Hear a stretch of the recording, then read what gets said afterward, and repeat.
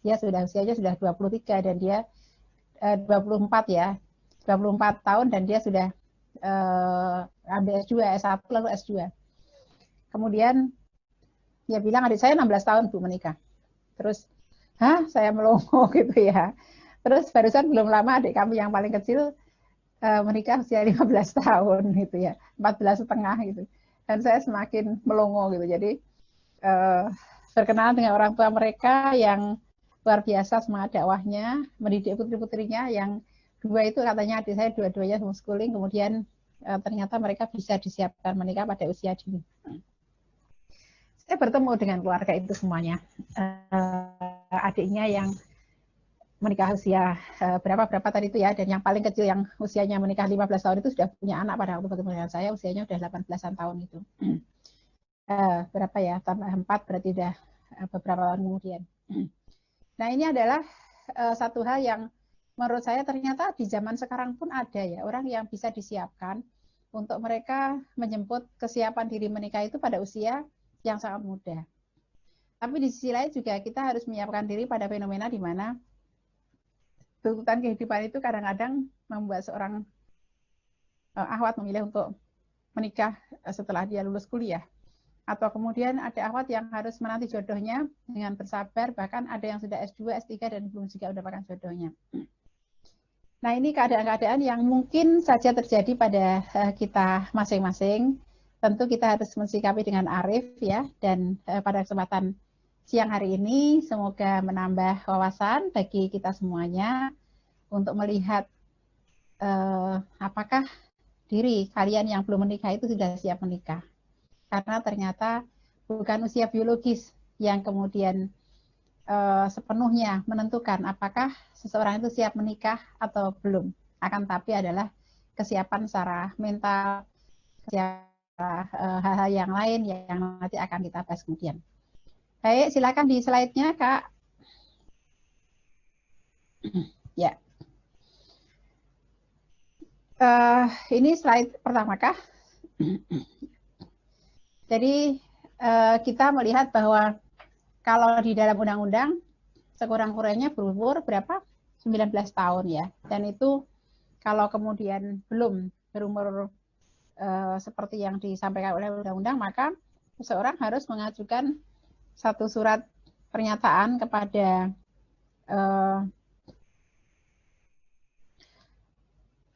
kantor ya urusan agama untuk mendapatkan satu pengecualian atau mendapatkan satu dispensasi di dalam dia mengambil pernikahan di usia yang muda itu. Oke, kita lanjut lagi.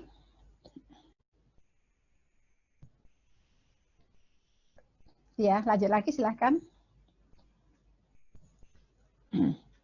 Nah, ini bagian kompor dulu.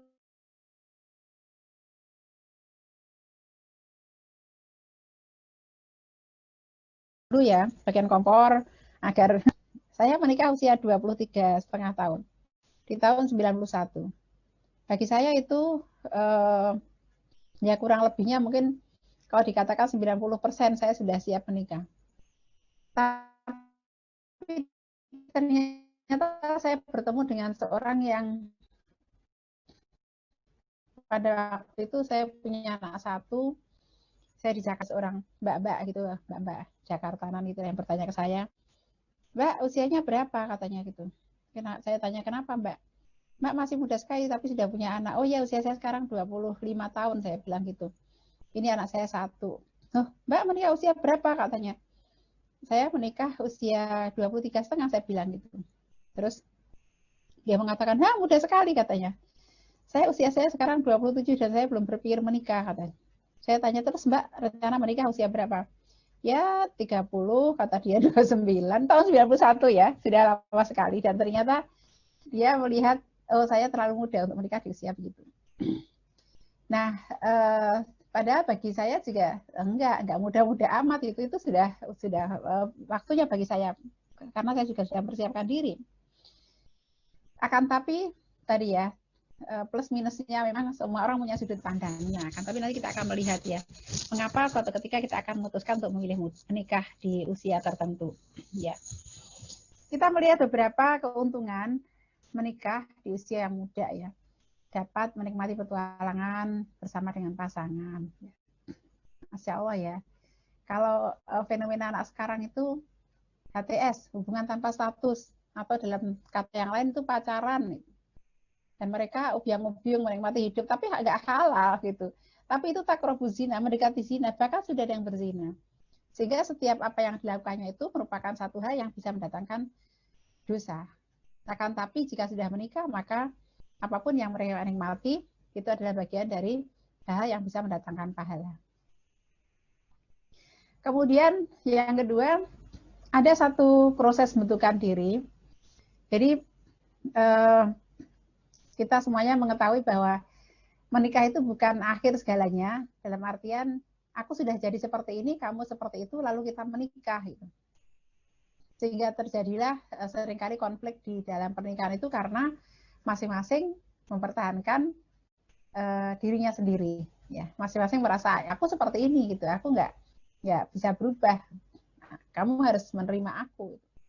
Nah, dalam pernikahan muda ini maka keduanya dapat saling membentuk dan menyesuaikan diri ya untuk kemudian bisa berjalan seiring dengan berjalan waktu.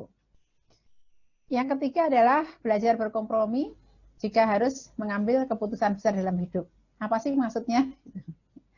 Ada seorang itu membuat roadmap pribadinya dirinya sendiri.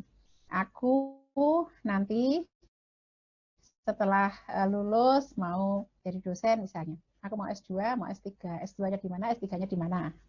Kemudian dia menikah, dan ternyata pasangannya itu nggak sejalan dengan apa yang dipikirkannya. Dan akhirnya rame ya, kita bertemu dengan yang demikian. Yang satu punya mimpi, yang satu punya mimpi, kemudian menikah dan mereka bertengkar atau tidak bisa menyelaraskan mimpi mereka. Nah, sementara kalau seperti tadi kan bisa lebih berkompromi karena lebih awal di dalam mengambil keputusan menikah. Oke, yang keempat,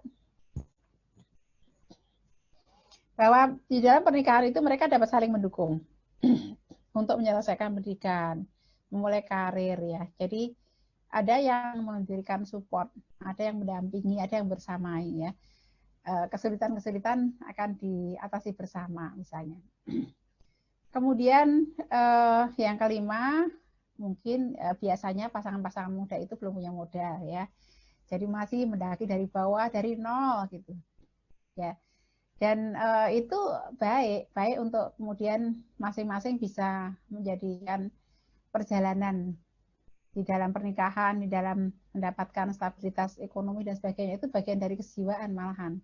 Masing-masing bisa mendapatkan, memberikan sumbangsihnya untuk kemudian mereka benar-benar mendapatkan kemampuan ekonominya. Berbeda jika misalnya yang satu sudah mapan, yang satunya sudah mapan. Ini hartaku, itu hartamu. Ada yang begitu ya. Aku menikah itu udah bawa mobil loh gitu. Aku udah bawa rumah ya loh gitu. Dan akhirnya ya begitulah mereka merasa inilah hartaku, itu hartamu gitu. Tidak langsung kemudian bisa meleburkan menjadi harta kita bersama karena sudah bawaan masing-masing. Lain yang kemudian iuran bareng ya. Beli panci misalnya. Ya beli tikar, beli kasur, berusaha bersama. Mereka merasakan bagian dari setiap paku di dalam rumahnya itu adalah bagian dari perjuangan bersama. Yang ketujuh, yang keenam ya, masih yang keenam. Ya, tentu kita juga mengetahui bahwa kesiapan fisik seseorang itu, kesuburannya itu sudah bisa dimulai pada saat dia haid ya. Dan tapi nanti ada maturitas dalam dirinya yang menurut ilmu reproduksi juga kita akan melihat ada usia-usia kematangannya dan itu sangat baik jika di waktu muda ya. Dalam hal ini kalau kita mengatakan waktu muda, maka muda ini kita memakai hukum positifnya bahwa usia perempuan 19 tahun ya dan laki-laki 21 tahun. Itu adalah kondisi yang prima untuk kemudian mendapatkan keturunan. Kemudian yang ketujuh, terbiasa menjadikan orang lain sebagai prioritas karena mereka bersama, mereka sudah mengikrarkan janji gitu ya, dan mereka menyepakati sebuah akad nikah itu, maka mereka jadikan prioritas pasangannya itu. Yang kedelapan, yang ketujuh ini maksudnya bayangkan ya, saya bertemu dengan pasangan-pasangan yang menikah, kemudian mereka LDR, LDM.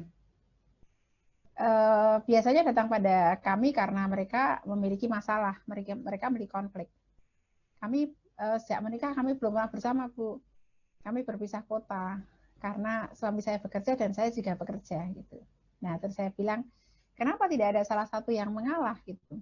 Karena dua-duanya nggak bisa ditinggalkan, Bu, pekerjaannya. Jadi ini ya contoh ya, prioritas. Jadi dia masih menjadikan pekerjaannya sebagai prioritas, bukan pasangannya. Gitu. Yang kedelapan, bisa merayakan banyak peristiwa berharga bersama. Yang kesembilan, tumbuh dan belajar banyak hal-hal ya bersama. Kemudian yang ke-10, nah ini dia, melepaskan kebiasaan egois ya dan belajar melibatkan orang lain, yaitu pasangan dalam segala hal. Ya, kalau ada lagu, apa susahnya jadi bujangan ya, setiap hari kemana-mana ya ada orang yang melarang, lagunya gitu ya. Saya nggak bisa nyanyi, suara saya cempreng-cempreng gitu kan. Nah, ada nasihat yang sering kita dengar adalah be yourself ya, jadilah dirimu sendiri. Yaitu memang nasihat yang cocok untuk jomblo. Tapi kalau sudah menikah, kita harus melepaskan keegoisan, harus mau memberikan kesempatan kepada pasangan kita untuk juga memberikan pengaruhnya kepada kita. Misalnya nih, kalau saya dengar seorang yang awal-awal menikah, dia mengatakan begini, Bu, bisa ketemu nggak ya? Saya ini adalah perempuan malam dan suamiku tuh perempuan siang, laki-laki siang gitu. Maksudnya apa perempuan malam? Saya tuh kalau malam tuh bekerja Bu lembur gitu ya, online gitu. Macam-macam ya dia kerjakan, ya dia menulis, ya dia menggambar, ya dia berjualan segala macam di malam hari. Dia tidak bisa tidur di bawah jam 12 malam. Tidurnya di atas jam 12 malam. Dan akibatnya dia akan nyaur besok gitu, dia bangunnya selalu siang. Setelah sholat subuh dia tidur lagi. Kadang bahkan dia sepanjang malam melek, nanti dia subuh baru tidur dan dia tidur setelah itu. Sementara kata dia suamiku itu adalah laki-laki siang, jadi dia bekerja kantoran, berangkat pagi gitu ya, bangun pagi dan seterusnya. Terus bisa ketemu nggak ya Bu ya katanya. Nah ini contoh ya. Masing-masing sudah punya ritme dan mereka harus melepaskan egoismenya untuk melibatkan orang lain. Apa yang bikin nyaman ya? Saya biasa mandi sehari sekali Bu, gitu katanya. Nah kalau sekarang nggak bisa, harus menjaga baunya biar temen pasangannya tidak kebauan. Harus sikat gigi biar pasangannya nggak kebauan kan begitu. Ini kan bagian dari mengurangi egoisme tadi. Kemudian memiliki lebih banyak energi ya untuk bekerja dan membesarkan anak bersama karena energinya masih kuat, masih muda ya. Saya bertemu dengan pasangan yang qadarullah ditakdirkan Allah menikah, yang laki-laki jauh lebih tua daripada yang perempuan. Jadi yang laki-laki sekarang usianya sudah di atas 50, mungkin sekitar 55-an, dan yang perempuan masih relatif muda ya, 35-an gitu. Terus yang perempuan ini mengatakan, sekarang mungkin malah ya 35-an, dia mengatakan, suami saya sudah capek punya anak satu, sudah nggak pengen punya anak lagi. Suami saya bahkan kalau anak saya ribut-ribut itu nggak suka katanya, karena ribut sekali di rumah itu ya. Jadi seleranya itu udah bukan selera main-main, bukan selera yang begitu gitu ya. Kalau ayah muda kan masih seneng tuh sepak bola, lari-lari ya, diributi anak misalnya. Ini karena energinya masih besar. Contoh ya. Terus membuat rencana untuk masa depan ya akan lebih mudah karena bisa membuat komitmen bersama dengan pasangannya sebagai sebuah tim untuk bekerja bersama. Oke, kemudian kita masih lanjut yang ke-14 ini, bahwa kalian masih bisa untuk mengejar ambisi bersama, impian bersama ya. Dan itu bisa di kreativitas di create dari tujuan-tujuan pribadi kalian untuk kemudian bisa menjadi tujuan bersama. Yang ke-14 adalah pernikahan di usia muda akan membuat Anda bertanggung jawab satu sama lain. Kan ada yang kalau belum menikah ya HTS tadi, hubungan tanpa status, itu nggak ada tanggung jawabnya. Tapi dalam pernikahan maka akan ada tanggung jawabnya, insya Allah. Ya, oke. Itu 14 keuntungan menikah saat muda. Terus boleh nggak menunda pernikahan? Misalnya nanti gitu. aku mau nikah kalau sudah lulus S2, lulus S3. Kalau sudah bisa punya rumah, kata yang laki-laki itu ya, udah punya kendaraan, sudah bisa membahagiakan orang tua. Nih. Nah, hukum nikah sendiri malah bermacam-macam. Ada yang sifatnya mubah, ada yang sifatnya sunnah, ada yang sifatnya haram, ada yang sifatnya wajib. Maka bagi yang menikah itu hukumnya wajib, itu sudah nggak boleh lagi menunda menikah, ya dia harus menikah. Karena apa? Kalau dia menunda bisa menimbulkan kemadharatan. Seperti apa sih misalnya menikah itu sudah menjadi satu kewajiban bagi seseorang ketika dia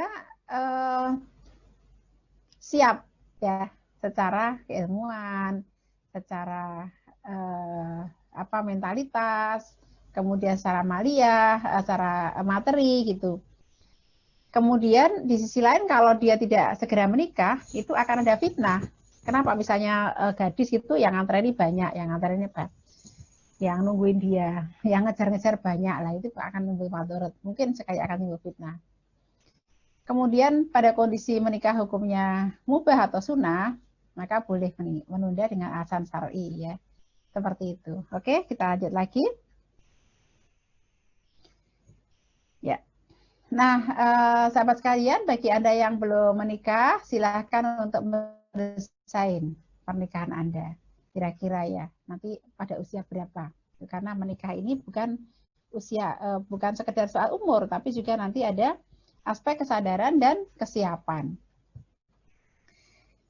Apa yang kemudian dirancang di dalam roadmap menuju pernikahan itu. Ini ada tarik-tarik banyak sekali yang kemudian dirumuskan oleh Pak Acah ya. Ada 10 jalan untuk menuju ke pernikahan yang berkah itu. Yang pertama adalah membentuk karakter pribadi. Yang kedua, manajemen pergaulan. Yang ketiga, mengenal level perasaan. Yang keempat, mengenali potensi diri. Yang kelima, menyusun visi kehidupan, menetapkan kriteria pasangan, menyusun proposal menikah, ya, kemudian memuliakan orang tua dan orang soleh, mengikhtiarkan jodoh. Yang terakhir adalah tawakal, berpasrah hanya kepada Allah semata-mata. Kita bahas bagian yang pertama dulu ya, tentang membentuk karakter pribadi. Oh ya, Mbak Host, nanti kalau waktunya habis saya diberitahu ya, jam berapa kira-kira saya harus berbicara ini. Oke, ya Bu, jam 14.00. Oke, berarti masih tinggal 20 menit lagi saya usahakan untuk bisa sampai di minimalnya. Oke. Ya, yang pertama adalah membentuk karakter pribadi. Yang harus kita ingat adalah begini, menikah atau tidak menikah itu harus menjadi orang baik, menjadi pribadi muslim. Menikah atau tidak menikah harus menjadi orang yang soleh dan solihah. Nah, begitu ya. Sama semuanya. Yang pertama, karena ini adalah landasan untuk kehidupan yang bahagia gitu. Karena kita memiliki pribadi yang berkarakter. Yaitu apa? Soleh, solihah, dewasa ya. Umur itu bisa bertambah terus, tapi kedewasaan itu harus dijemput ya. Kalau umur itu nggak dijemput, dia jalan terus aja argunya. Setiap hari nambah usianya atau berkurang usianya. Tapi kalau kedewasaan, maka itu orang mengatakan itu adalah pilihan. Ya, bisa menjadi kanak-kanak atau dewasa, tapi tidak kalau saya mengatakan kita jemput kedewasaan itu. Anda yang mungkin masih memiliki sisi kanak-kanak yang besar dalam dirinya, maka bisa menjemput kedewasaan itu dengan apa ya? Dengan belajar. Dan makanya di sini yang ketiga adalah menjadi pribadi yang membelajar. Terus-menerus belajar. Itu akan membuat kita mendapatkan banyak peluang-peluang kebaikan di dalam kehidupan kita. Dalam hal ini untuk membentuk pribadi yang kita harapkan. Kemudian pribadi yang mandiri. Mandiri ini maksudnya apa gitu? Nanti kalau sudah menikah, kalau perempuan jangan terlalu mandiri, tapi sebelum menikah ya harus mandiri. Mandiri itu artinya dia bisa memutuskan banyak hal di dalam dirinya. Kalau orang mengatakan akil balik ya. Sekarang ini kan banyak orang yang balik tapi belum akil. Balik itu apa? Balik itu kalau perempuan sudah haid, kalau laki-laki sudah bermimpi atau ihtilam. Kalau tidak mengalami mimpi atau tidak mengalami haid, maka pada usia 14 atau 15 tahun, maka dia secara syariat sudah dikatakan sebagai balik. Akan tapi, akil itu adalah dia dapat berpikir seperti orang dewasa. Ya, pribadinya dewasa. Nah, ada orang yang akilnya itu datang pada usia dia sudah selesai kuliah, 25 tahun, 24 tahun. Sementara baliknya pada usia 14 tahun. 10 tahun senjangnya antara akil dengan balik. Nah, di sini kita harus berusaha agar menjadi pribadi yang mandiri sehingga sudah mendapatkan akil dan balik itu secara prinsip. Dia bisa bersikap seperti orang dewasa, dia bisa memenuhi kebutuhannya sendiri dalam batas-batas minimal ya. Kemandirian ini kan dibangunnya bertingkat-tingkat ya. Misalnya anak usia 5 tahun, kemandiriannya apa ya? Kalau dia bisa cebok sendiri, pakai baju sendiri, kemudian dia bisa mengendalikan emosinya, nggak tantrum, kemudian dia bisa makan sendiri gitu. Nah kalau masih udah 19 tahun, makan masih minta disuapi gitu. Kalau marah masih guling-guling, marah-marah, nangis-nangis, ngamuk-ngamuk, ya seperti anak balita lah, ini belum mandiri ya gitu ya. Jadi dia masih nyeplok telur aja belum bisa kali gitu ya, karena belum bisa memenuhi kebutuhan makannya sendiri. Nah ini belum mandiri. Kemudian pribadi yang produktif, kalau produktif ini mengeluarkan sebuah karya, mengeluarkan sebuah manfaat, ya, mengeluarkan sebuah ilmu, mengeluarkan sebuah kontribusi. Nah itulah pribadi yang produktif. Bukan hanya urusan bahwa dia bisa menghandle urusannya sendiri, tapi dia bisa peduli pada urusan lain dan memberikan kontribusinya kepada orang lain atau perannya pada orang lain. Lalu menjadi pribadi yang kuat atau tahan banting. Ya, diperlukan yang demikian ya. Menikah atau tidak menikah, seseorang harus menjadi pribadi yang kuat, yang tahan banting, karena sejatinya di dalam perjalanan kehidupan itu akan selalu bertemu dengan masalah. Tidak ada kehidupan tanpa masalah. Gitu. Maka bagaimana kemudian dia bisa menjadi pribadi yang tahan banting, pribadi yang penyabar, penyayang, pengasih, ya seperti itu. Oke, kita lanjut yang kedua, manajemen pergaulan. Tentu ada masa di mana dia masih belum menikah gitu, masih menjadi seorang lajang, dia sudah balik ya, misalnya anak usia SMP, SMA, lalu kemudian kuliah ya, itu dia akan bertemu dengan pergaulan di masyarakat luas dan juga dengan pasangan jenisnya, baik laki-laki maupun perempuan. Nah, persiapkan diri kita untuk kemudian bisa mengetahui apa yang diajarkan oleh Islam untuk etika pergaulan antara laki-laki dan perempuan itu. Ya, karena pasti akan ada kecenderungan bagaimanapun anak laki-laki itu ya wajar cenderung pada perempuan. Kalau nggak cenderung pada perempuan malah aneh atau malah bahaya, malah senang sama laki-laki, dan sebaliknya perempuan pun wajar kalau kemudian ada kecenderungan, ada keinginan untuk senang dengan pasangan jenisnya. Akan tapi dengan adanya syariat, maka mereka bisa menempatkan kecenderungan itu ya, bisa menetapi etika interaksi ya secara offline maupun online ini. Kemudian juga menjaga kehormatan diri. Nah, etika interaksi online maupun offline ini mungkin saya bisa sampaikan secara ringkas dan sederhana teman-teman semuanya, bahwa ada perintah di dalam Islam untuk menutup aurat ya. Jadi bagaimana kemudian Islam mengatur cara kita berpakaian, mana yang boleh kelihatan dan mana yang nggak boleh kelihatan, itu bagian dari etika interaksi offline maupun online ya. Etika interaksi offline maupun online ya, artinya begini, kalau teman-teman sudah bulat tekad untuk menutup aurat ya, dan ini kita tahu ini adalah sebuah kewajiban, maka segera tutup aurat kalian. Dan semua hal yang dilarang secara offline itu juga dilarang secara online. Ya, artinya jangan kemudian mengira bahwa oh kalau kuliah itu boleh kita kalau kuliah kita disuruh untuk menutup aurat, lalu kalau di rumah oh enggak apa-apa gitu ya. Kemudian kita tidak menutup aurat. Kemudian yang kedua adalah etika interaksi, bahwa ada perintah untuk menundukkan pandangan ya. Bukan mempelototi pasangannya itu, atau mempelototi jenis yang lain. Jadi menundukkan pandangan di sini setelah pandangan yang pertama gitu. Jadi kalau kemudian nggak sengaja melihat ya sudah, kemudian dipalingkan atau tidak lagi mempelototi itu ya pasangan jenisnya tadi. Kalau dia belum halal, dia belum di dalam pernikahan. Ada hal-hal yang kemudian menjadi satu rukhsah atau kebolehan di dalam melihat laki-laki atau perempuan ini, di antaranya adalah satu di dalam menuntut ilmu. Jadi melihat kalian perempuan melihat dosen laki-laki ya sebatas kewajaran sebagai dosennya, maka itu diperbolehkan. Kemudian kalian bertransaksi jual beli, melihat siapa penjualnya, pembelinya, maka itu dibolehkan sewajarnya.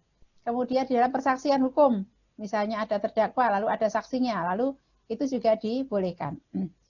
Terus ada yang sangat penting dan esensial adalah agenda pertemuan.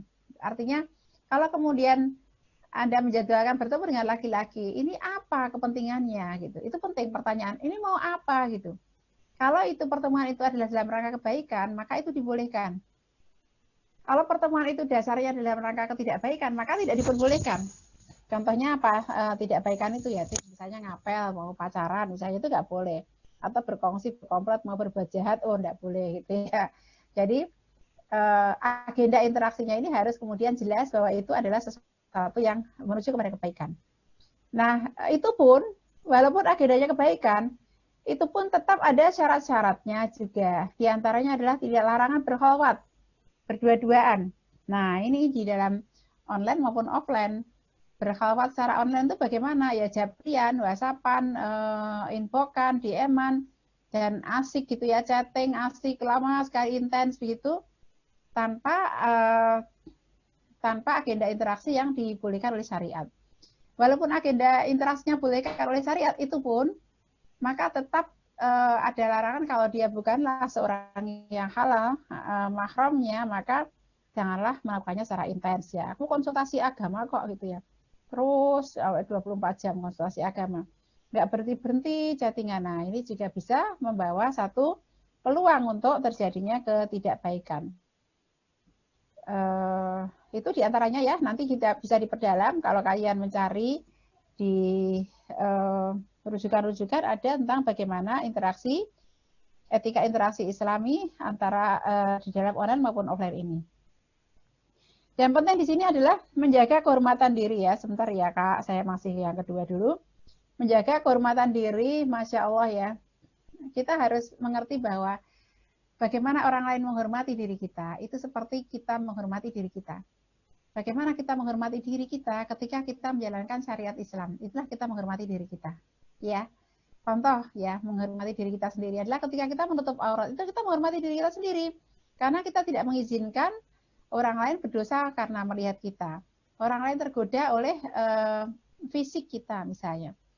Kemudian orang yang tidak pada tempatnya mengganggu ya, karena pada masa Rasulullah, mengapa para wanita muslim mereka diminta untuk menutup aurat agar mereka tidak diganggu. Karena itu sebagai ciri khas kemusliman mereka gitu. Jadi ada banyak perempuan di dunia ini, tapi dengan kita berkerudung, kita menutup aurat, maka orang akan tahu, oh itu seorang muslim, seorang muslimah. Pada saat dia seorang muslimah, maka akan terpanggil para muslim untuk menjaga kehormatan dia. Maka sebelum itu pun dia harus menjaga kehormatan dirinya sendiri dengan cara apa? Bergaulah dengan orang baik, bersikaplah dengan cara yang baik, dengan akhlak yang mulia ya. Ini adalah bagian dari menjaga diri sendiri. Oke, kita lanjut yang ketiga. Nah, ini dia. Godaan-godaan ketika bertemu dengan pasangan jenis. Ya, ada satu rasa yang kadang-kadang membuat mengaduk-aduk perasaan itu. Ada yang sampai frustasi, ada yang sampai bunuh diri ya. Katanya jatuh cinta, makan tidur tak nyenyak ya, makan tak selera gitu ya. Ini yang menyebabkan hilangnya konsentrasi untuk mengurusi hal-hal yang lain ya, justru karena kecenderungan untuk jatuh cinta kepada lawan jenis atau pada pasangan jenis tadi. Untuk itu maka waspada, ya, sensitiflah kita untuk bisa mengelola perasaan kita, untuk mengenali level-level perasaan agar tidak sampai kemudian jatuh kepada level yang ketiga. Nah, kalau kita bagi level-levelnya itu ada 3. Yang pertama adalah level ketertarikan. Aku suka sama dia. Boleh ya, kalau cuma suka saja, simpati, mungkin orang mengatakan begitu. Lalu kemudian cenderung. Kalau cenderung itu sudah mulai mematut-matutkan. Kalau dia kira-kira cocok nggak ya buat aku cocok nggak ya buat dia. Itu sudah mulai matut-matutkan, sudah mulai melihat peluang-peluang. Bukan hanya sekedar senang saja ngelihat, tetapi sudah mulai mencocok-cocokkan dengan dirinya sendiri. Kemudian yang ketiga itu ketergantungan. Pokoknya aku harus dapat dia, aku harus sama dia. Kalau nggak sama dia nanti ntar aduh gitu, aku bakalan merana, bakalan menderita itu. Saya bertemu loh dengan pasangan-pasangan yang sudah menikah dan mereka merasa salah berdoa. Saya sampai heran karena pertanyaan mereka, Bu Ida, apakah saya salah berdoa ya? Saya bilang emang ada doa yang salah gitu. Ya Ibu, dulu waktu masih lajang, saya itu doa sama Allah, ya Allah dapatkan aku si A, si A, si A. Dan ketika si A menjadi jodoh saya, kok sekarang jadinya seperti ini, apa saya salah berdoa gitu. Oh itu yang dimaksudkan oleh dia. Iya, karena sudah jatuh cinta, maka orang itu masa.com ya, harus sama dia, harus sama dia. Yang lain-lainnya akan diabaikan. Nah ini bahaya, ya, karena tergantung dari itu. Sudah banyak kisahnya ya yang seperti ini. Maka jika kalian tertarik dengan laki-laki ya, maka berhentilah di level kedua, jangan sampai level ketiga, jangan sampai pada level ketergantungan gitu ya, bahaya. Karena nanti kalau sudah tergantung ya, sudah jatuh cintanya sangat dalam, itu jatuhnya juga akan sangat sakit itu, hati-hati ya. Maka pandai-pandailah mengelola perasaan, jangan memastikan sesuatu yang belum pasti gitu ya. Jangan memastikan sesuatu yang belum pasti. Lelaki sejati itu yang memberi akad, bukan yang beri coklat. Nah, ingat-ingat itu ya. Kalau mereka cuma datang ngasih coklat aja, bilang akadnya mana gitu. Karena yang diinginkan oleh seorang perempuan solihah adalah laki-laki yang datang beri akad, bukan memberikan coklat saja. Dan ada baiknya membatasi diri agar tidak terjerumus ya ke dalam perasaan yang terlalu dalam. Ya, jadi kenali pada saat kemudian seseorang sudah merasa ini aku kok kayaknya udah mau jatuh cinta deh, tarik dulu, netralkan perasaan Anda. Nggak bisa Bu, saya sudah terlanjur senang banget sama dia. Kalau begitu menikah saja. Jadi perlu kemudian digesa yang pertama dan kedua untuk kemudian bisa nanti sampai pada kesiapan untuk menikah ya. Begitu ya. Kemudian yang keempat ya, mengenali potensi diri. Oke, bagaimana kemudian kita bisa memetakan diri kita sendiri. Seperti apa diri kita sendiri? Pengenalan diri ini penting nanti kalau dalam masa ta'aruf kita akan komunikasikan dengan pasangan kita. Karena ada orang-orang itu yang kadang-kadang merasa salah memilih pasangan karena justru dia tidak mengenal dirinya sendiri. Saya bertemu dengan seorang yang marah kepada pasangannya karena pasangannya itu orang yang nggak punya leadership. Kata dia, lebih baik saya bercerai Bu dengan suami saya karena saya khawatir anak-anak saya, anak laki-laki saya, anak saya laki-laki semua Bu katanya, tiga-tiganya. Khawatir anak saya justru mendapatkan contoh yang tidak baik dari leadership suami saya karena suami saya nggak punya leadership katanya. Saya tanya apa misalnya, suami saya itu manutan banget sama saya. Kalau saya nanya apapun terserah mama gitu. Ya anak kita sekolah di mana terserah mama. Ya kita mau makan apa terserah mama. Ya kita mau piknik kemana terserah mama gitu ya. Semuanya terserah mama gitu. Dan padahal si perempuan ini adalah anak pertama. Kemudian yang laki-laki itu anak yang ngeragil atau anak bungsu. Terus saya bilang begini, Bu, Ibu nggak ngelihat apa? Ibu itu seorang perempuan yang dilahirkan dominan, ngaturan itu. Kalau kemudian punya suami yang nurutan, itu alhamdulillah disyukuri. Coba kalau ketemu suami yang leadership-nya tinggi, yang dia ngaturan gitu, bisa jadi bertengkar terus karena ibu nggak terlalu suka diatur. Gitu ya Bu Ida. Oh iya ya kata dia gitu ya. Ini kan artinya dia tidak mengenali dirinya sendiri gitu, bahwa oh ternyata Allah tuh sudah berikan jodoh yang sesuai, laki-laki yang nurut sama dia gitu. Alhamdulillah disyukuri, karena di tempat yang lain ada yang bilang, Bu, saya tuh nggak dianggap di rumah, ya papa ditentukan oleh suami saya, apa saja ditentukan, sampai saya nggak bisa memberikan pendapat gitu. Padahal saya kan pengen diuangke, pengen mendapatkan penghargaan dengan didengarkan pendapat saya. Nah, bayangkan ya, ada juga seperti itu. Ini adalah mengenali potensi-potensi diri yang nanti di dalam ta'aruf itu nanti bisa disampaikan kepada calon pasangannya, apa yang kemudian bisa untuk nanti dirumuskan bersama. Kemudian juga selanjutnya adalah menyusun visi kehidupan. Ini visi yang terkait dengan visi diri dulu. Walaupun nanti harus ada satu peluang di mana visi itu merupakan satu hal yang akan direvisi bersama dengan pasangan, ya ketika sudah menikah. Maka kira-kira aku apa ya yang akan ke depan akan aku lakukan itu. Ini adalah bagian dari menyusun visi kehidupan untuk menentukan sebuah langkah. Karena nanti kalau kemudian kita akan melangkah kepada kriteria pasangan, itu akan mengacu kepada yang kelima ini gitu. Ya. Misalnya saya begini, hidupku itu akan seputar begini, maka aku berharap pasanganku itu adalah yang mengerti duniaku. Nah, itu kan ya. Jadi oh berarti bukan jodohnya gitu. Ya contoh yang lain adalah misalnya begini, mungkin nggak terkait dengan visi, tapi ini salah satu paradigma atau pandangan ya. Ada seorang laki-laki itu yang melamar seorang perempuan. Kemudian dalam ta'aruf si perempuan itu bertanya, kita masuk yang kedua, yang keenam sekalian ya Kak. Yang perempuan itu bertanya, Mas, aku tuh punya pandangan, aku pengen tahu pandanganku tentang poligami kan. Ini kan hal yang sensitif yang harus malah justru dibahas di awal daripada nanti timbul ribut di kemudian hari. Aku ingin tahu pandangan tentang poligami. Aku tidak tentang poligami, tapi aku ingin tahu pandangan tentang poligami. Lalu yang laki-laki mengatakan, ya deh aku punya cita-cita nanti setelah menikah aku akan memiliki istri lebih dari satu. Aku punya cita-cita punya istri 4 gitu. Kata si perempuan, iya mas bagus sekali, aku setuju. Tapi harus kau ingat bahwa tidak satu pun dari 4 orang itu aku gitu. Artinya mereka nggak berjodoh gitu ya. Dari awal sudah, oh berarti aku nggak cocok sama kamu karena kamu pengen istri 4 sementara aku punya cuma pengen menjadi satu-satunya istri misalnya. Aku tidak perlu poligami tapi aku tidak mau berbagi.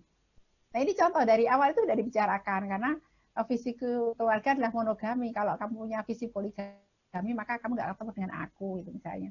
Visi keluarga adalah keluarga yang egaliter misalnya. Kalau kamu keluarga feodal maka kamu nggak cocok dengan aku.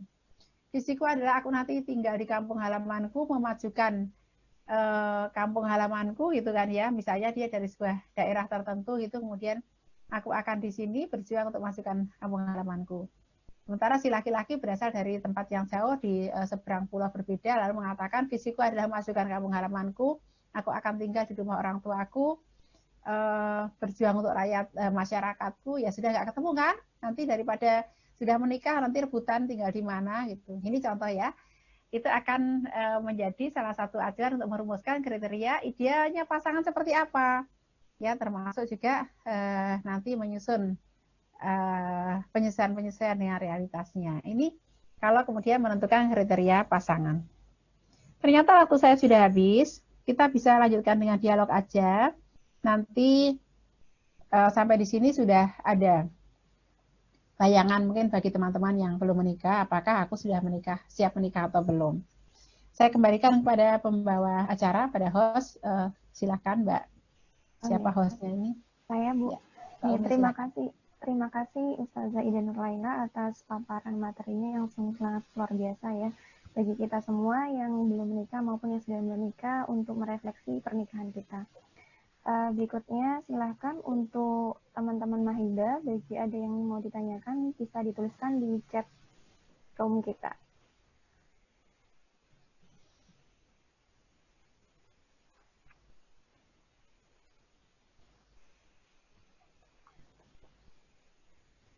Oke, ini ada satu pertanyaan Bu. Ya. Bagaimana cara menyamakan visi dan misi antara suami dan istri? Sudah menikah ya yang tanya nih? Sudah. Oke, ya. Langsung saya jawab kah? Iya, silakan Bu. Ya, baik. Alhamdulillah pertanyaannya sangat bagus gitu. Bagaimana cara menyamakan visi dan misi? Yang pertama adalah kesadaran bahwa pentingnya ada visi di dalam sebuah rumah tangga. Gitu. Itu penting. Membangun kesadarannya dulu. Kalau nggak ada kesadarannya itu gimana mau menyamakan visi dan misinya gitu. Jadi memahami dulu pentingnya visi di dalam berkeluarga. Contoh visi itu adalah visi keluarga kami adalah menjadi keluarga sakinah, mawaddah warahmah untuk masuk surga sekeluarga, memberikan kontribusi dalam dakwah misalnya sebagai apa gitu. Memiliki anak yang soleh dan solihah, hafiz Quran misalnya. Ini contoh visi ya. Tentu setiap keluarga memiliki visinya sendiri. Mungkin ada olahragawan yang aku mau berjuang di bidang olahraga gitu. Ada yang menjadi seorang pemusik gitu, lalu berjuang di bidang musikus gitu. Ada yang menjadi seorang tenaga medis lalu kemudian berjuang di dalam dunia medis misalnya ya untuk bagian dari kontribusinya di dalam peradaban ini. Nah, kalau sudah terbangun keinginan untuk membicarakan masalah visi ini, maka akan menjadi mudah untuk kemudian dibicarakan ya. Ya duduk bersama aja, nggak usah formal-formal amat, tapi misalnya begini Mas, kemarin saya ikut kajian di Mahiba ya namanya ya, Majelis Iya, Mahiba. Mahida. Zoom itu kata Bu Ida di dalam pernikahan itu ada visi Mas, ada visi dan misi misalnya gitu ya. Terus contoh visi itu kata Bu Ida misalnya masuk surga, terus kontribusinya apa, misinya misalnya seperti itu. Terus gimana ya Mas ya, setuju nggak ya Mas atau gimana Mas, kita ngomongin yuk masalah visi ya, itu contohnya ya. Mengapa pentingnya visi ini ya? Visi ini untuk melihat bahwa sebuah perjalanan pernikahan itu berjalan pada arah yang benar, pada arah yang benar. Contohnya begini, tujuannya masuk surga. Jalan menuju surga itu kan adanya ketika kemudian kita menetapi syariat dan itu. Kalau kemudian seseorang meninggalkan syariat, maka dia tidak akan sampai kepada surga. Menetapi syariat itu apa misalnya? Ya laki-laki, perempuan ini si kepala keluarga, maka dia menjalankan ajaran Islam tentang bagaimana menjadi seorang suami, menjadi seorang ayah misalnya. Seorang istri juga demikian ya. Kalau dia punya kewajiban taat sama suami, maka dia menempatkan dirinya untuk kemudian bisa taat pada suami. Kemudian mendidik anak-anak seperti apa? Ini menjaga. Maka nggak ada di situ uh, kesempatan untuk menggok-menggok ya, menggok-menggok ya. Ada kasusnya itu seperti ini misalnya. Seorang istri yang menangis-nangis datang pada saya dan menceritakan suami saya itu pacaran, Bu. Suami saya pacaran dengan beberapa orang sekaligus. Saya tanya lah, sopo itu kok beberapa orang sekaligus? Teman Facebooknya katanya. Jadi suami saya itu berteman dengan beberapa orang perempuan di Facebook, lalu dia pacaran dengan mereka itu. Terus saya bilang, Mas, ya jangan kayak gitu, itu kan dilarang dalam Islam, masa berhubungan mesra-mesraan sama perempuan lain gitu kan, lewat info Facebook gitu. Kata suaminya, lah mereka kan orang jauh, mereka juga sudah menikah, aku cuma sayang-sayangan saja, untuk hiburan variasi aja. Kalau aku kenal mereka dan dekat, malah aku nggak berani karena nanti bisa berzina. Ini kan untuk senang-senang saja. Kalau mama mau melakukan, mama lakukan saja. Mama juga nggak apa-apa kok senang-senang sama laki-laki lain. Nah ini contohnya ya. Jadi ini loh kata istrinya, masa kayak gitu sih itu ada-ada saja. Nah itu hiburan yang mereka cari pun hiburan yang melanggar syariat gitu. Karena itu data zina. Itu contoh ya. Maka nanti kalau mereka visinya surga, mereka cari hiburan itu ya hiburan yang bisa membawa ke surga. Itu pentingnya visi. Gitu. Nanti kalau ada problem-problem, maka akan ditimbang dengan ketinggian visi itu. Contoh nih, suami istri bertengkar hanya karena hadiah ulang tahun. Ya, si istri menginginkan hadiah ulang tahun apa, suaminya memberikan apa, gitu. Akhirnya bertengkarlah mereka urusan hadiah ulang tahun itu. Lalu saya bilang, coba bayangkan betapa tingginya visi surga itu dan betapa remeh-temehnya pertengkaran kalian itu apa urusan hadiah ulang tahun. Oh iya kalau dipikir-pikir urusan hadiah ulang tahun aja kok bertengkar sampai diam-diaman 3 hari itu. Ada mau masuk surga gitu ceritanya. Jadi itu bisa untuk mengukur bahwa pilihan-pilihan keputusan sikap itu apakah on the track bahwa itu menuju ke visi gitu atau menuju ke misi ya itu nanti akan kembali oh iya ini di luar track yang kita bangun menuju ke visi, ini bukan misi kita, maka udah kita kibaskan, itu enggak menjadi dari bagian kita. Nah, bicarakan pentingnya visi itu dengan suami dengan cara seperti itu ya, bisa aja bawa nama saya nih, ya boleh. Gitu Mbak, silakan. Iya, terima kasih. Pertanyaan kedua, Ustazah, bagaimana cara kita untuk menguatkan rumah tangga dan diri sendiri apabila memang diharuskan LDM, long distance marriage, yang memang sudah disepakati di awal pernikahan? Oke ya. Ya, begini ya. Satu, kesepakatan yang melanggar syariat itu batal dengan sendirinya ya. Semua kesepakatan yang melanggar syariat itu batal dengan sendirinya. Bahkan wajib batal. Contoh, nanti kalau menikah, aku janji mau mukulin kamu misalnya, ya, itu melanggar syariat ya. Termasuk LDM itu diputuskan selamanya, itu melanggar syariat ya. Jadi LDM itu berbatas waktu, harus dipahami begitu. Menikah itu untuk berkumpul, menikah itu untuk sakinah, menikah itu untuk saling melindungi, menikah itu untuk saling memberikan ketentraman, saling melayani, maka LDM itu berbatas waktu. Kalau disepakati di awal pernikahan harus berbatas waktu, itu harus diingat ya, nggak boleh selamanya. Misalnya aku di sini saja, kamu silahkan kemana saja, aku di sini terus gitu, nggak bisa begitu ya. Harus ada saatnya mereka berkumpul satu atap dalam jangka waktu yang lama gitu, untuk bisa menjalankan fungsi-fungsinya. Karena kalau tidak, mereka tidak bisa menjalankan fungsi-fungsinya secara optimal gitu. Nah, terus bagaimana cara menjaga pasangan, menjaga diri pada saat LDM ini ya? Setelah keputusan berbatas waktu itu, maka yang dipikirkan adalah mensiasati dari keterbatasan interaksi dalam LDM itu. Apa yang bisa disiasati di situ? Tentang bagaimana mereka menjaga keterhubungannya. Misalnya mau ngechat setiap hari, video call setiap hari. Itu adalah bagian dari untuk menjaga keterhubungan satu sama lain, selain doa-doa tentu. Kemudian saling mengabarkan aktivitasnya. Tetap meminta izin satu sama lain, ya terutama istri, ketika akan melakukan aktivitas-aktivitas yang di luar hal-hal yang sudah lazim atau dan disepakati. Misalnya, walaupun LDM, misalnya suami lagi kuliah di Jakarta misalnya ya, istrinya ada di Jogja, kemudian istrinya ini sehari-hari sudah ya begitu beraktivitas biasa, tapi suatu ketika dia, aku mau pergi ke Semarang karena ada temanku yang di sana menikah misalnya, kemudian ya ini kan spesial nih, maka yang hal yang di luar kebiasaan kelaziman itu dia minta izin sama suaminya, Mas aku besok mau ke Semarang boleh nggak, sama si ini agendanya ini aku akan berangkat kapan, pulang kapan, kalau menginap di mana misalnya.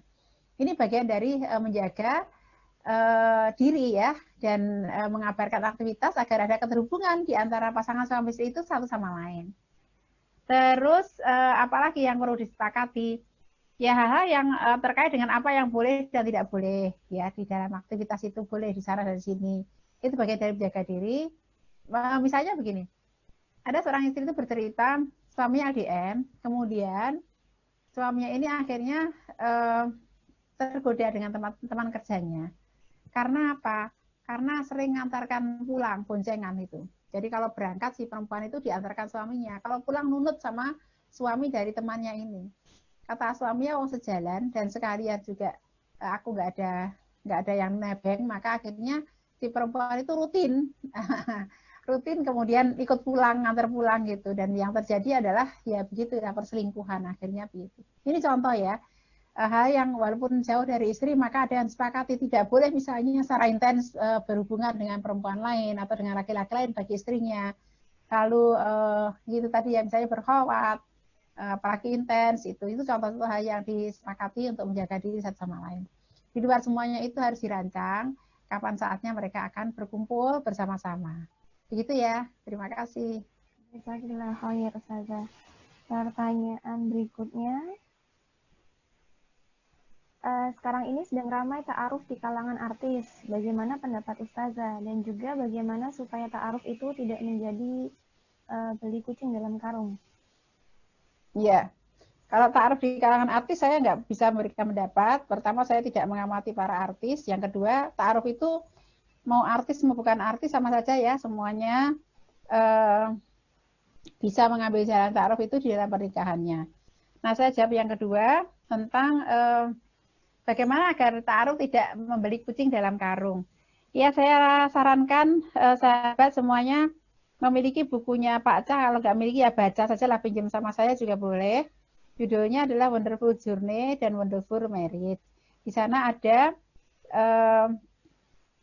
apa ya, saran-saran, tips-tips untuk kemudian ta'aruf yang tidak beli kucing dalam karung itu. Jadi hal apa yang akan ditanyakan dalam ta'aruf itu, kemudian hal apa yang tidak relevan ditanyakan dalam ta'aruf, itu ada dalam buku itu. Karena begini ya, yang namanya, maaf kalau di luar sana itu ada orang pacaran, ternyata itu juga bukan jaminan. Saya bertemu dengan orang yang pacarannya itu sampai 8 tahun. Katanya, Bu, saya tuh pacaran sama suami saya ini sejak SMP kelas 2 katanya. SMP kelas 2 itu jadi berapa tuh? Ketika mereka lulus kuliah lalu mereka menikah. Jadi suwe banget gitu. Bisa 10 tahunan ya. Terus ternyata juga ada problem di dalam pernikahannya. Setelah belasan tahun menikah itu suaminya selingkuh. Lalu mengatakan padahal kami tuh saling kenal, Bu, sangat saling kenal gitu ya. Ya, jadi bukan jaminan bahwa orang pacaran itu akan mengenal, karena pacaran itu seringkali kepura-puraan yang ada ya. Seorang menampilkan fitur terbaiknya kepada pasangan, tapi aslinya ditutup-tutupi. Tapi dalam ta'aruf ini, dalam waktu yang singkat, seseorang perlu mengumpulkan banyak data. Ya, bukan investigasinya seperti apa intelijen itu ya, bukan. Yang pertama, kumpulkan data dari Allah. Ya, gimana caranya mengumpulkan data dari Allah? Dengan sholat istikharah, menjaga kebeningan hatinya, mohon pada Allah, jika dia baik untukku, untuk agamaku, maka dekatkanlah ya Allah. Jika dia tidak baik untukku, untuk agamaku, maka berikan yang lebih baik dari dia, ganti yang lebih baik dari dia. Ini adalah bagian dari kita minta pengetahuan Allah untuk kemudian menentukan kemantapan kita menerima atau menolak seseorang. Yang kedua, mencari data dari orang yang dekat dengan dia. Bisa aja sahabatnya, atau kakaknya, adiknya, atau teman kita sendiri yang justru kita minta cari. Tapi yang jelas sumber informasi kita harus lebih dari satu, objektif, dan mereka adil atau mereka amanah gitu untuk kemudian memberikan data-datanya itu. Yang ketiga, menggali langsung dari yang bersangkutan. Jadi ada seleksi administratif. Woi, seleksi administratif. Jadi kasihkan biodata yang diinginkan. Aku ingin kau mengisi seperti ini. Kasih ya.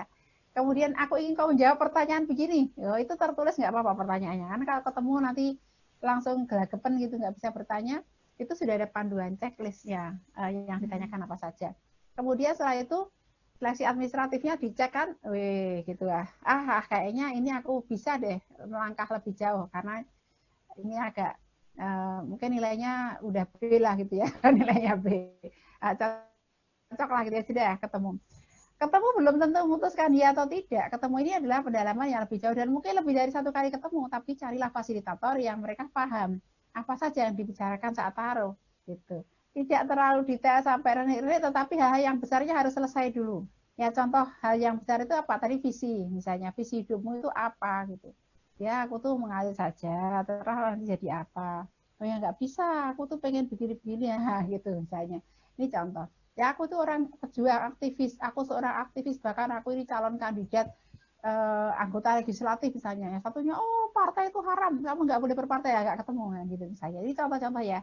Jadi pandangan dakwahnya, pandangan politiknya, bahkan begitu pandangan hidupnya, karirnya ke depan seperti apa, peran seorang muslimah, seorang istri bagi seorang suami seperti apa, tentang pengasuhan anak bagaimana, itu boleh dibicarakan ya, termasuk nanti mau tinggal di mana kalau sudah menikah.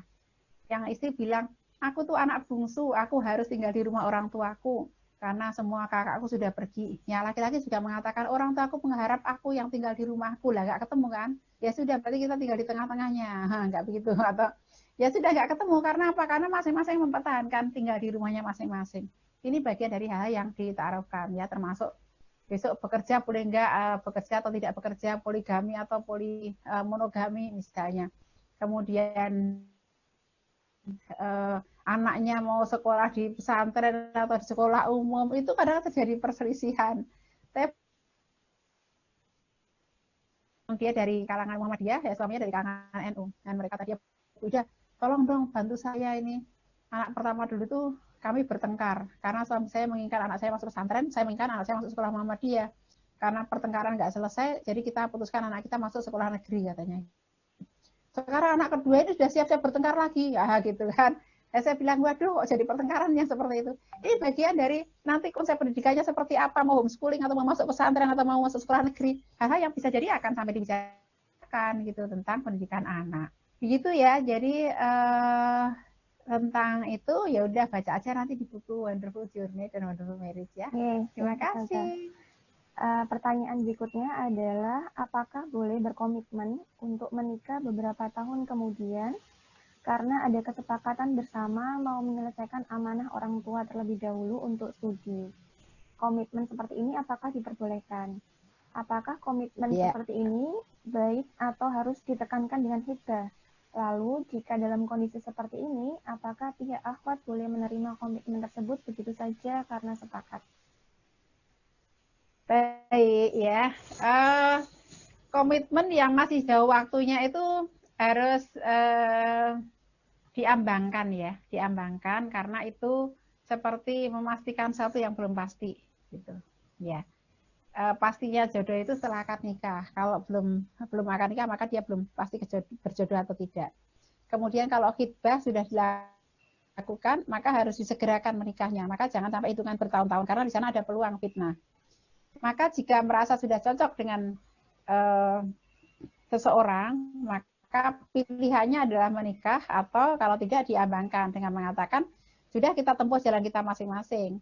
Tidak ada apa-apa di antara kita. Jika nanti kita berjodoh, kita sepakati aja, cek aja pada misalnya aku akan lulus tahun 2024, terus tahun 2023 temui aku.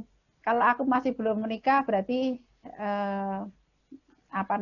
kita berjodoh, kita nanti menikah misalnya. Kan seperti itu ya. Jadi dengan demikian maka tidak akan ada beban pengkhianatan atau juga salah satunya itu atau dua-duanya itu tergelincir karena komitmen yang belum batas waktunya masih sangat jauh gitu. Jadi saya sarankan netralkan dulu perasaannya. Bisa jadi jodoh kalian bukan yang sekarang di ini ya.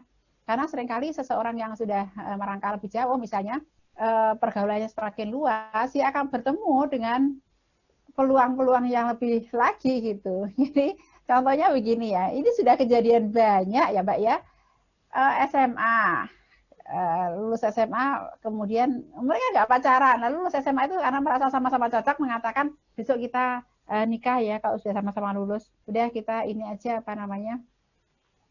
kuliah di tempat masing-masing, terus tapi kita ikat aja kita dengan pertunangan. Orang tuanya sama-sama setuju mereka tunangan. Ketika mereka kuliah di tempat yang berbeda ya ketemulah gitu ya dengan orang-orang yang fiturnya lebih baik lah jadi calonnya itu gitu ya, visinya lebih baik, fisiknya lebih baik, menyesal kan, waduh gitu ternyata kok kamu nggak ada apa-apanya gitu, di kampung dulu kamu kayaknya sudah nomor 1 di dunia gitu ya, ternyata di sini apalagi pergaulannya udah meluas ya, sudah ketemu dengan yang lebih banyak orang lagi gitu, apalagi sudah pergaulan internasional, lah ketemulah dengan banyak orang yang punya potensi lebih, jadi nanti akan menyesali.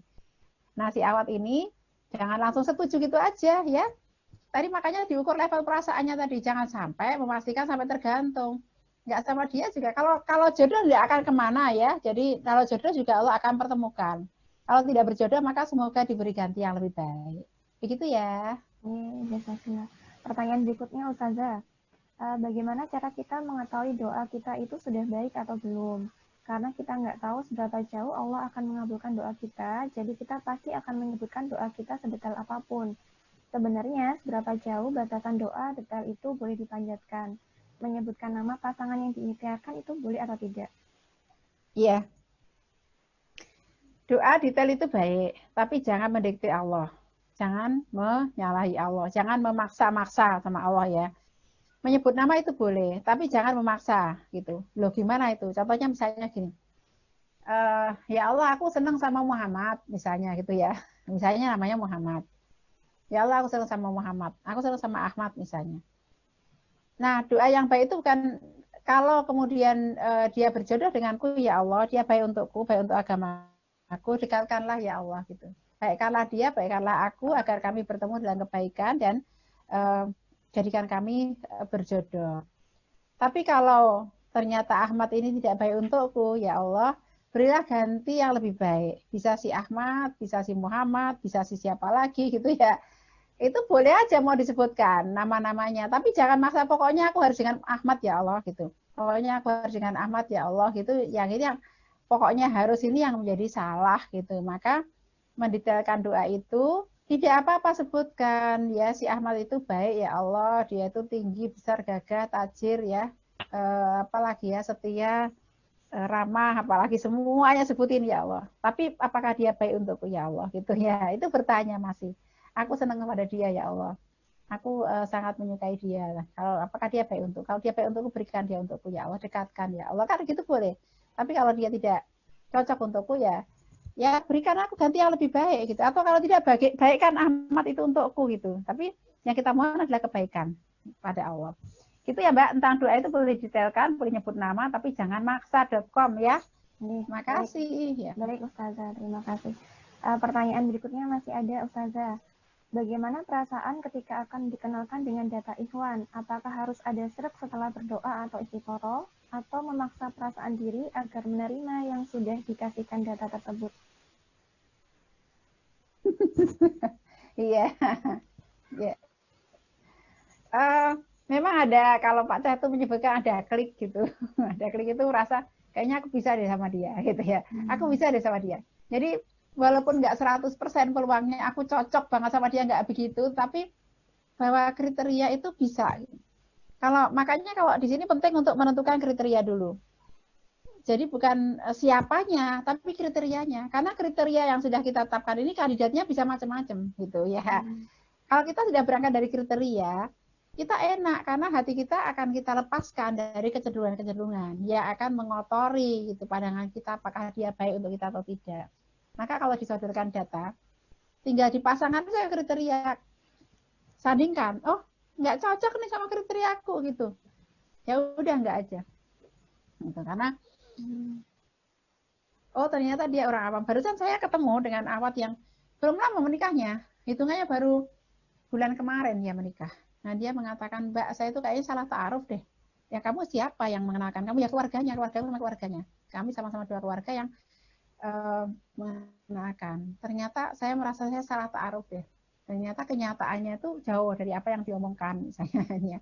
Nah ini sedih sih, gadis ini sedih gitu ya dengan keadaan yang begitu, dan dia bilang apa, saya mundur aja loh gitu ya.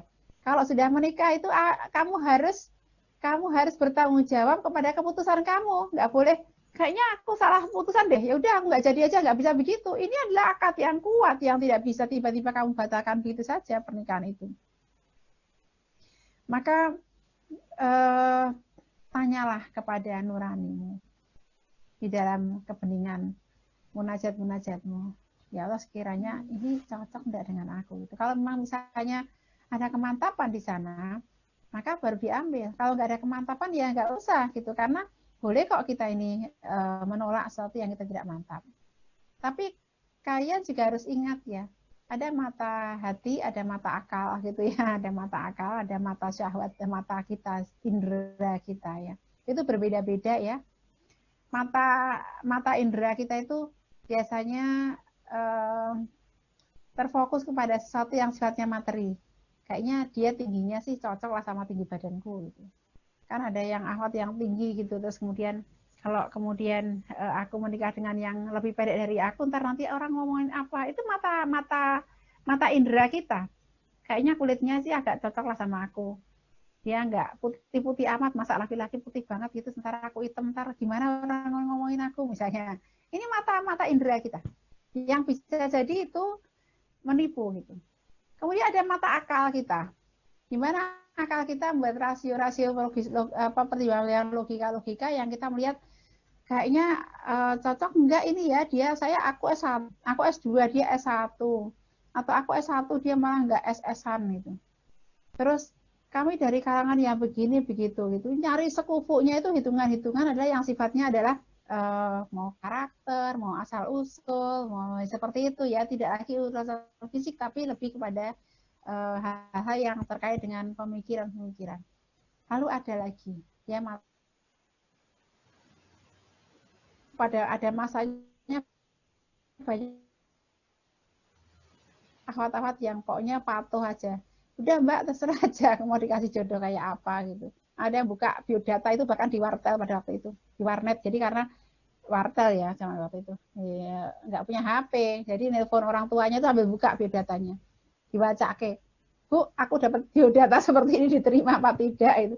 Nah, sekarang itu keluarganya pada sakinah, mawaddah warahmah, masya Allah gitu. Satu dua saja yang kemudian bermasalah, tapi sebagian besar itu keluarga-keluarga yang baik gitu. Dan saya sangat salut karena mereka lebih kepada psikoh aja, percaya saja kepada orang yang proseskan, gitu. Tidak menutup ruang untuk ta'aruf, mengenal lebih jauh, tetapi ada dasar bahwa tentu dia akan dipilihkan orang yang terbaik untuk dia gitu. Dan ternyata itu terbukti bisa gitu, karena dengan visi surga itu maka seorang tidak akan memaksakan egonya, jadi mereka akan gampang untuk menyesuaikan diri, menyesuaikan karakter, menyesuaikan mimpi gitu ya, dan juga termasuk menundukkan egonya. Begitu Mbak ya, semoga bisa menjadi seperti yang diharapkan jawabannya. Terima kasih Ustazah. Satu pertanyaan lagi barangkali Ustazah. Ya, oke. Saya seorang muslimah merasa sudah siap menikah, namun jodoh belum kunjung datang. Amalan apa yang harus saya perbanyak agar Allah dekatkan jodohnya? Ya, oke. Banyak sekali yang sering bertanya yang demikian itu.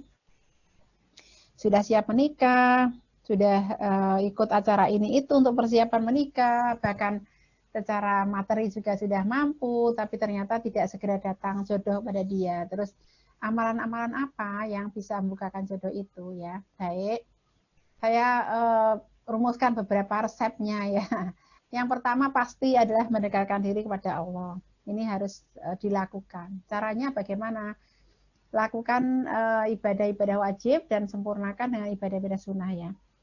Jadi tambahkan ibadah-ibadah nafilah di situ dengan sholat malam, dengan tilawah, dengan zikir, itu adalah yang pertama. Perbaiki hubungan dengan Allah. Dengan taubat, dengan istighfar ya, dengan ibadah, ini adalah bagian dari semoga Allah bukakan rezeki gitu ya. Karena orang yang beriman dan bertakwa itu akan diberi jalan keluar dari tempat yang tidak disangka-sangka. Dia akan diberi jalan keluar atas semua permasalahannya kalau dia menjadi orang yang muqarrabin, ya, dekat dengan Allah. Kemudian yang kedua, perbaiki hubungan dengan orang tua. Minta doa restu dari orang tua. Minta maaf sama orang tua, minta doa restu, minta didoakan agar dekat jodohnya. Bahagiakan orang tuamu, bahagiakan ya.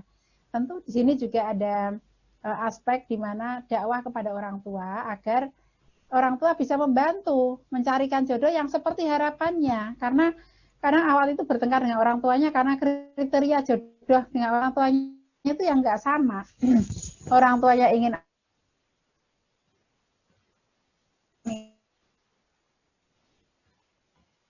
seperti apa jodoh yang diinginkan, minta doa, restu orang tua, minta maaf sama orang tua. Ini perbaiki hubungan dengan orang tua, itu penting ya. Kemudian yang lain adalah perbanyak sedekah. Ya, walaupun masih akhwat sedekah oke ya. Saya punya banyak peluang sedekah, silakan kalau mau nitip ke saya. Mau pembebasan tanah di rumah Tahfidz di belakang rumah saya ada 800.000 per meter, mau iklan ya. Mau wakaf buku, mau wakaf Al-Quran, mau sedekah yang lain, ada banyak peluang yang saya gelar di Wonderful Family Institute, silahkan. Perbanyak sedekah itu kepada siapapun, terutama yang ketok moto kalau orang Jawa bilang, kelihatan di sekitarnya, ada tetangga yang butuhkan, ada bertemu orang yang di jalan, bersedekah dalam hati, jadikan tawasul, ya Allah dengan sedekahku, ya Allah mudahkan jodohku, boleh ya, nggak usah eksplisit minta doa sama pengemis, ya pengemis doakan saya dapat jodoh, nggak usah bilang begitu ya, tapi dalam hati dimunajat kepada Allah, ini aku jadikan wasilah, ya Allah sedekah-sedekahku ini agar kau mudahkan aku untuk menjemput jodohku. Jika kalian mampu umroh haji atau umroh, ya umroh yang gampang ya. Kalau sekarang mungkin karena corona agak terkendala, tapi bisa diagendakan umroh, minta berdoa di Baitullah, berdoa di rumah Allah, agar dimudahkan jodohnya. Kemudian yang lainnya adalah minta maaf kepada orang-orang yang pernah kita sakiti, perbaiki hubungan dengan orang-orang yang pernah disakiti. Coba kalau toh tidak pernah menyakiti orang tapi kita pernah jengkel sama orang di list, siapa saja sih orang yang aku tuh dalam hatiku itu ada ganjel, ada mangkal-mangkalnya, maka kita maafkan sehingga diri kita ini ikhlas, enteng, bahagia gitu ya. Terus kemudian doakan mereka, doakan orang yang paling kau sebelin, yang paling kau benci itu doakan doa rahasia itu masya Allah ya, nilainya sangat tinggi di sisi Allah. Minta doakan. Kemudian bisa juga mendatangi orang soleh, solihah, orang baik ya, minta doanya, minta dimudahkan jodohnya, minta dicarikan ya, minta dicarikan tuh ke orang tua boleh, ke orang soleh boleh, ke temennya yang amanah boleh ya, biar banyak pintu terbuka karena kita tidak tahu jodoh mana yang datang pada kita gitu ya. Ada kisah lain yang saya sampaikan yang sebagai penutup mungkin. Saya tadinya punya beberapa, bukan tadinya ya, karena sekarang udah nggak ada akhwat lagi. Tadinya punya beberapa akhwat murid ngaji gitu. Terus suatu ketika saya ada seorang laki-laki itu ngecat saya, usianya baru 24 tahun ya, 25 tahun pada waktu itu ya. Ngecat, Bu Ida saya mau minta tolong carikan jodoh katanya. Usiamu berapa? 25 tahun. Kamu tinggal di mana? Di bla bla bla, dia sebutkan tempatnya. Kenapa kamu tidak minta sama guru ngaji kamu?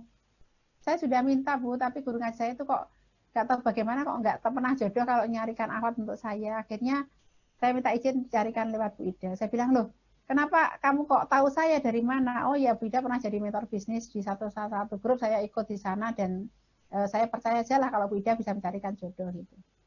Saya mikir-mikir, si laki-laki ini tuh laki-laki yang baik ya, ada beberapa juz hafalan Qur'annya, kemudian tapi dia ada laki-laki yang lugu, sangat lugu gitu, lugu, jadi bener-bener hidupnya itu di pesantren, ngisi di pesantren aja lah gitu, nggak mikir yang lain, nggak mikir yang lain gitu deh, pokoknya dia ngajar aja di pesantren. Sementara saya mikir-mikir, saya lihat murid-murid ngaji saya ini, siapa di antara mereka itu yang kira-kira bisa berjodoh dengan laki-laki ini gitu. Saya lihat satu-satu, yang satu dokter, yang satu apa ya, saya lihat orang tuanya, saya bayangkan orang tuanya, ya Allah, mana ya kira-kira cocok dengan ini gitu. Terus akhirnya ketemulah saya pleng, ini akhwat ini kayaknya jodoh nih. Anaknya lugu gitu, walaupun dia anak orang kaya raya tapi anaknya hanif lah gitu, senang hafal Quran, kemudian lugu gitu ya. Terus ya sudahlah saya coba ke dia. Saya nggak coba ke akhwat itu, saya minta ke orang tuanya, saya bilang saya tuh ada calon ini, terus boleh nggak saya proses dengan putrinya. Terus dia bilang jangan-jangan dia maunya sama putrinya Bu Ida. Enggak, dia nggak kenal putri saya, dia minta aja siapapun gitu. Kayak saya lihat anak saya nggak siap, udah saya kayaknya yang siap ini justru anaknya jenengan gitu. Luar biasa. Bapaknya itu langsung datangi rumahnya orang tuanya si laki-laki itu. Saya nggak tahu malahan, karena kalau dia datangi rumahnya itu, nggak bilang juga bapaknya itu. Pokoknya hari ini saya bilang malamnya, besoknya bapaknya langsung mendatangi rumah si laki-laki itu. Si laki-laki itu nggak ada di rumahnya karena dia tinggal di pesantren. Nah, cuma itu kemudian terungkap beberapa hari kemudian.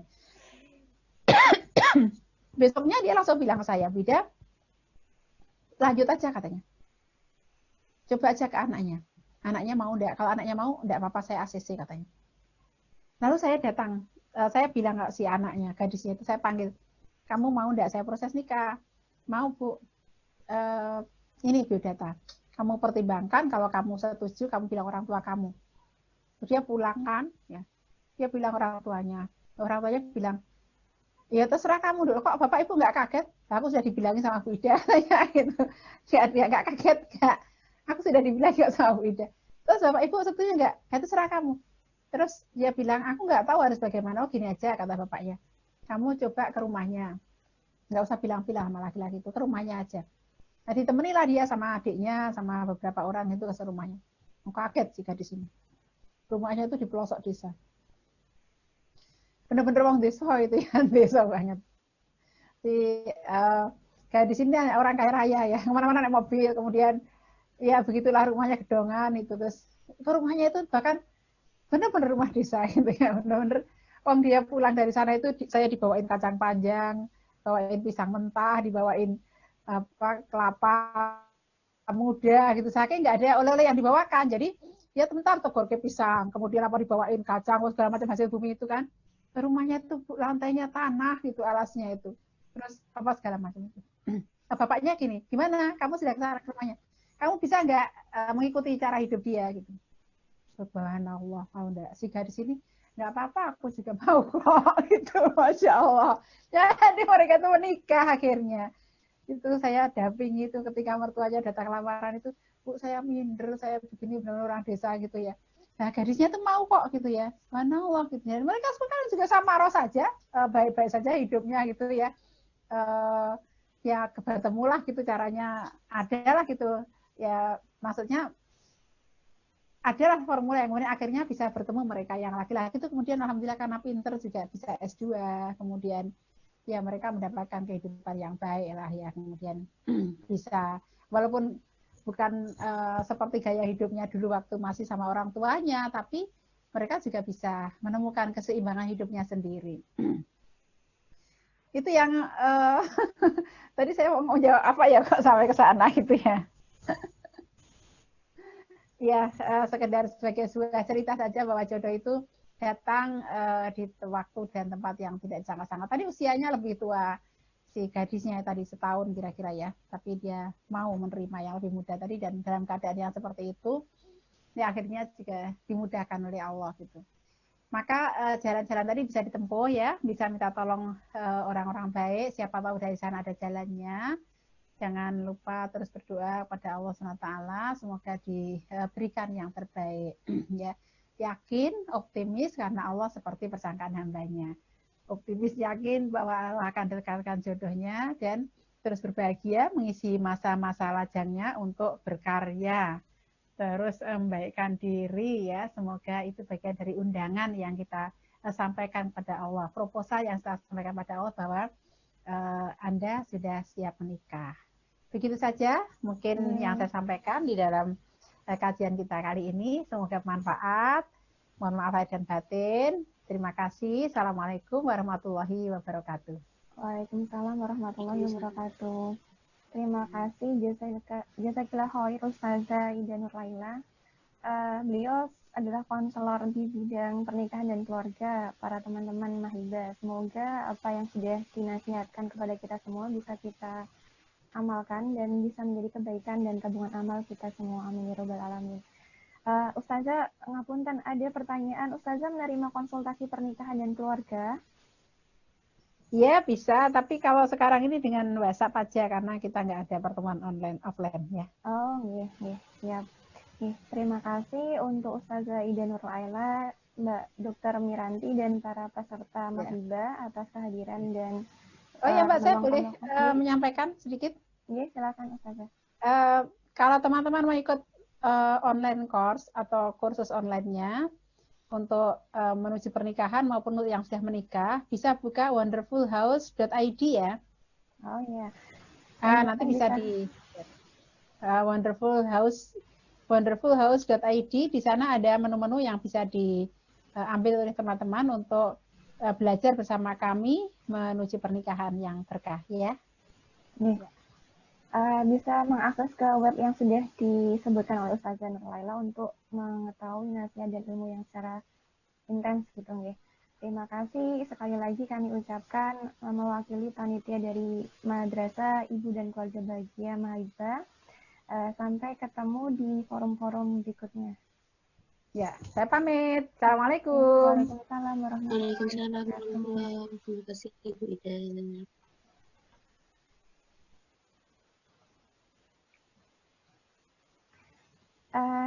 Ya, sesi kita sudah selesai teman-teman. Mungkin ada yang mau disampaikan terkait pertemuan kita saat ini? Saran ataupun masukan?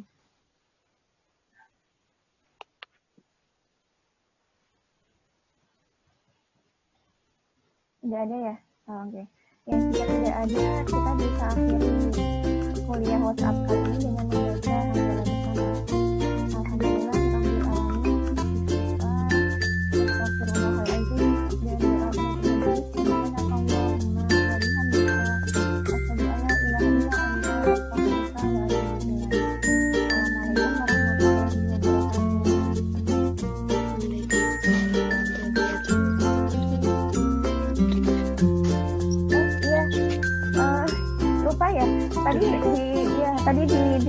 disampaikan bahwa ada door prize ya untuk 5 teman-teman yang beruntung. Ini mau disampaikan, silahkan Mbak Miranti. Door prize-nya ada 5, ada di grup chat.